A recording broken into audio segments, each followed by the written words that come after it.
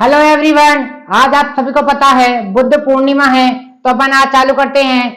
बुद्ध का एक क्योट है, उससे अपन चर्चा को चालू करेंगे। तृष्णा ही सभी दुखों का मूल कारण है। तृष्णा मतलब क्या होती है? तृष्णा मतलब होती है इच्छा। क्या होती है? इच्छाएं। इच्छाएं सभी दुखों का मूल कारण है, क्योंकि कभी कोई व्यक्ति को उसकी इच्छाएं पूर्ण नहीं हो पाती है तो इस बात का दुख होता है। अगर वह उसकी इच्छा पूर्ण भी हो जाती है तो भी दुख रहता है, क्योंकि उसको और अधिक पाने की लालसा उसके मन में जाग जाती है। तो यही बुद्ध हमें बताना चाहते हैं, तृष्णा ही सभी दुखों के का मूल कारण है।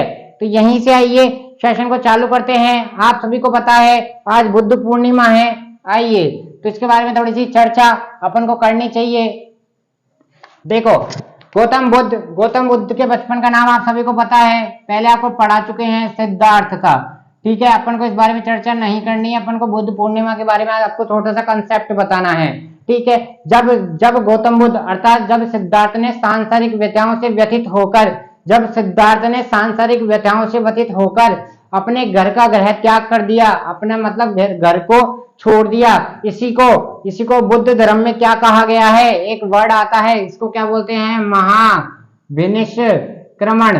क्या बोलते हैं? महाविनिष्क्रमण के नाम से जाना जाता है। तो इस वर्ड को आप ध्यान रखें, आपसे डायरेक्ट एग्जाम में पूछता है महाविनिष्क्रमण क्या है। आइए अब बात करते हैं। देखो, गौतम बुद्ध ने कितने वर्ष की उम्र में गृह त्याग किया था? तो यह आपसे पूछता है, 29 वर्ष की उम्र में उन्होंने गृह त्याग कर दिया था। और कितने वर्ष की उम्र में उनको ज्ञान प्राप्त हुआ था? कितने वर्ष की उम्र में? तो आप इसको भी याद रखेंगे, 35 वर्ष की एज में उनको क्या हुआ था? अपना ज्ञान प्राप्त हुआ था। तो टाइम पीरियड है 7 ईयर। तो यहां से देखो, आपसे 3 सवाल पूछता है, कितने वर्ष की उम्र में गौतम बुद्ध ने गृह त्याग किया? तो आप बताओगे 29 वर्ष की उम्र में उन्होंने गृह त्याग कर दिया।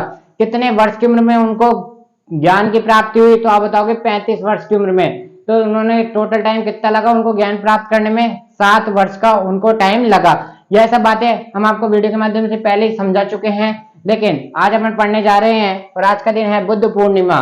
तो आइए एक छोटी सी टेबल बनाते हैं और चीजों को समझने का प्रयास करते हैं। आइए, जगह थी उरुवेला। जगह थी उरुवेला, पीपल का वृक्ष था। पीपल का वृक्ष था। नदी कौन सी थी? निरंजना। नदी कौन सी थी? निरंजना। दिन कौन सा था? पूर्णिमा का। दिन कौन सा था? पूर्णिमा का।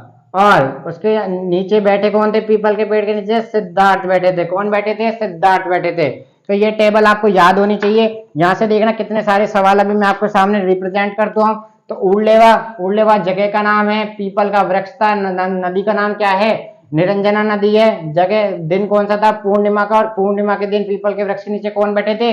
भगवान गौतम बुद्ध अर्थात सिद्धार्थ बैठे थे। ठीक है, यहां तक की बातें क्लियर। आइए अब बात करते हैं, ये तो था इनके प्राचीन नाम। अब इसको क्या बोला जाता है? उरुलेवा को वर्तमान नाम है इसका बोध गया। क्या है? बोध गया।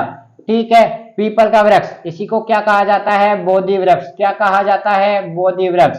निरंजना नदी, इसी को क्या कहा जाता है? फल्गु नदी। क्या कहा जाता है? फल्गु नदी के नाम से जाना जाता है। और जिस दिन इनको ज्ञान प्राप्त हुआ वह कौन सा दिन था? पूर्णिमा का दिन था। इसी को क्या कहा जाता है? बुद्ध पूर्णिमा कहा जाता है। क्या कहा जाता है? बुद्ध पूर्णिमा कहा जाता है। और जिस दिन सिद्धार्थ को ज्ञान प्राप्त हो गया, इसको बुद्ध धर्म में क्या कहा गया है? सिद्धार्थ को किस नाम से जाना जाता है? लिखिए, तथागत के नाम से जाना जाता है। सीजीएल ने एक बार सवाल करा था, क्या तथागत निम्नलिखित में से संबंधित है? तो आपको याद होना चाहिए, तथागत किससे संबंधित है? भगवान बुद्ध से संबंधित है। ठीक है, देखो, दिन था बुद्ध पूर्णिमा का, जगह थी उरुवेला, वृक्ष था पीपल का, नदी थी निरंजना नदी के समीप बैठे थे, दिन था पूर्णिमा का, और बैठे कौन थे? सिद्धार्थ। तो वर्तमान में उरुलेवा जो जगह थी, इसी को क्या कहा जाता है? बोध गया कहा जाता है।